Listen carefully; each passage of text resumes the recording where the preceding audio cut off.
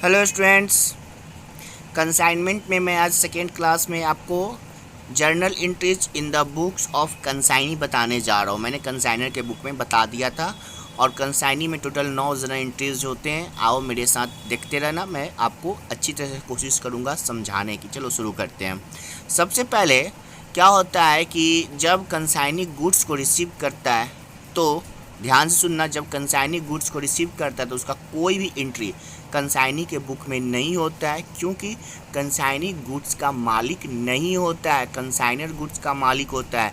Goods को purchase करता है कंसाइनर, तो कंसाइनर के बुक में उसका एंट्री होता है। कंसाइनी के बुक में इसका कोई एंट्री नहीं होता है गुड्स को रिसीव करने का, because consignee is not the owner of goods. Consignee मालिक नहीं होता है उस माल का, इसलिए इसका कोई एंट्री नहीं होगा।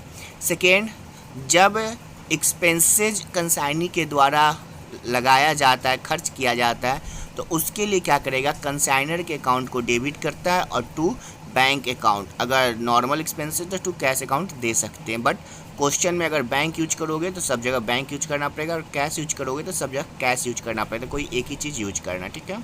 The consignor account debit to bank account. Next, जब कंसाइनी एडवांस के रूप में या तो नकदी या चेक या बिल अगर कंसाइनर को देता है तो कंसाइनर उसका एंट्री करता है, होता है consignor account debit to cash, bank और बिल्स पेबल। जो देता है उसी का एंट्री होगा, ठीक है।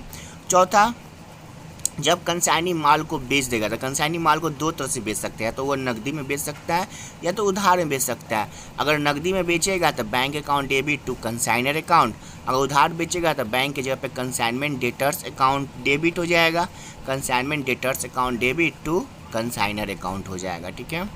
अब कमीशन जब ड्यू होगा, चूँकि कंसाइनी काम किस लिए करता है तो कमीशन पाने के लिए करता है, तो अगर उसका कमीशन ड्यू होगा तो उसके लिए उसका एंट्री हो consignor account debit to commission account, ठीक है।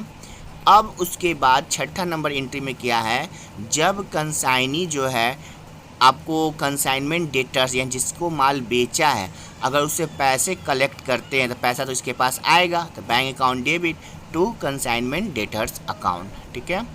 अब बैड डेब्ट्स, अगर माल का कुछ पैसा डूब जाता है तो इसके 3 कंडीशन होते हैं। सबसे पहला कंडीशन, अगर डेल क्रेडिटर कमीशन नहीं पेड किया है कंसाइनर ने तो ये पूरा जो हानि होता है, लॉस, ये सब कंसाइनर को ही उठाना पड़ता है।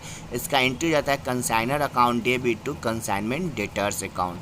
अगर डेल क्रेडिटर कमीशन जो है वह दिया जाता है तो इसका खर्चा कंसाइनी खुद उठाता है, उसके लिए बैड डेब्ट्स हो जाता है, तो bad debts account debit to consignment debtors account, ठीक है। 2 हो गया। और उसके बाद में आपका तीसरा, अब बैड डेब्ट्स जो है उसको ट्रांसफ़र करना पड़ता है प्रॉफिट एंड लॉस अकाउंट। उसके लिए सबसे पहले डेल क्रेडिटर कमीशन अकाउंट को ट्रांसफ़र करना पड़ता है bad debts account, del creditor commission account debit to bad debts account, ठीक है।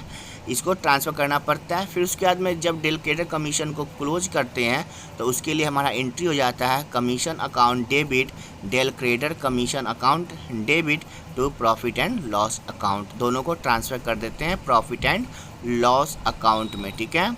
इसके बाद लास्ट एंट्री होता है सेटलमेंट करने का अकाउंट, यानी कंसाइनी जो है जब सारा कुछ प्रक्रिया पूरा कर लेता है तो काट करके पैसा कंसाइनर को भेज देता है, तो कंसाइनर को जब भेजता है तो consignor account debit to cash या बैंक अकाउंट। अगर चेक दे रहा है तो बैंक होगा, नकदी दे रहा है तो कैश होगा, अगर बिल दे रहा है तो बिल्स पेएबल हो जाएगा। तो इस तरह से कंसाइनी के बुक में आपके 9 जर्नल एंट्री जो है हो गए। हम लोग का अब जो है इसमें लेजर अकाउंट बच रहा है। ओके, तब तक के लिए थैंक यू, बाय।